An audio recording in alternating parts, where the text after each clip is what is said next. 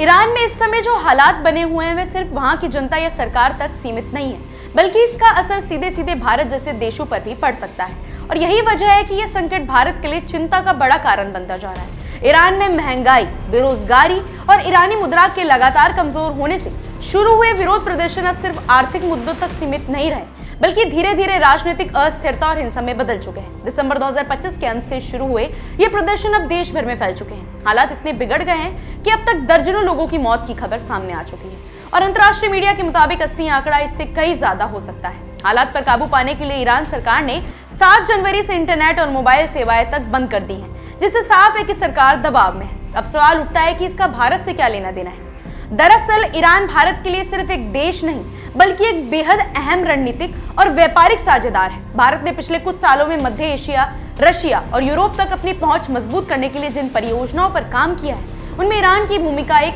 Transit hub के तौर पर बेहद अहम है। खासतौर पर चाबहार बंदरगाह, जो ईरान के दक्षिण पूर्वी तट पर स्थित है, भारत के लिए किसी लाइफलाइन से कम नहीं है, क्योंकि ये बंदरगाह पाकिस्तान को बाईपास करते हुए भारत को अफगानिस्तान और मध्य एशिया तक सीधा रास्ता देता है। अगर ईरान में अशांति और हिंसा बढ़ती है तो सबसे पहले असर चाबहार पोर्ट के संचालन पर पड़ेगा, जिससे माल ढुलाई धीमी हो सकती है और international north south transport corridor यानी INSTC के जरिए होने वाला व्यापार भी प्रभावित हो सकता है। अब जरा भारत ईरान व्यापार के आंकड़ों पर नजर डाले तो तस्वीर और ज्यादा साफ हो जाती है। वाणिज्य विभाग के आंकड़ों के मुताबिक वित्त वर्ष 2024-25 में भारत और ईरान के बीच द्विपक्षीय व्यापार करीब 1.68 अरब डॉलर तक पहुंच गया था।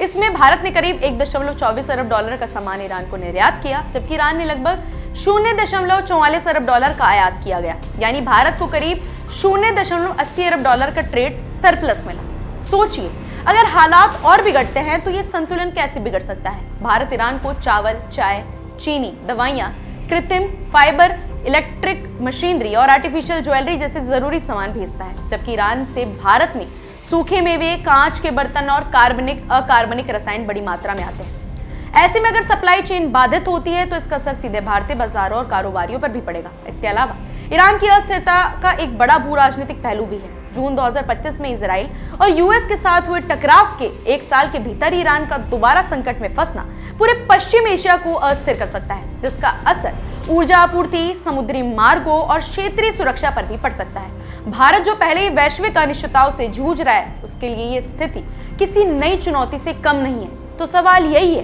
क्या ईरान इस संकट से जल्द बाहर निकल पाएगा या हालात और बिगड़ेंगे? अगर बिगड़ते हैं तो क्या भारत को अपनी रणनीति और सप्लाई रूट्स पर दोबारा सोचने की जरूरत पड़ेगी? ये ऐसे सवाल हैं जिनके जवाब आने वाले दिनों में बेहद अहम साबित होंगे।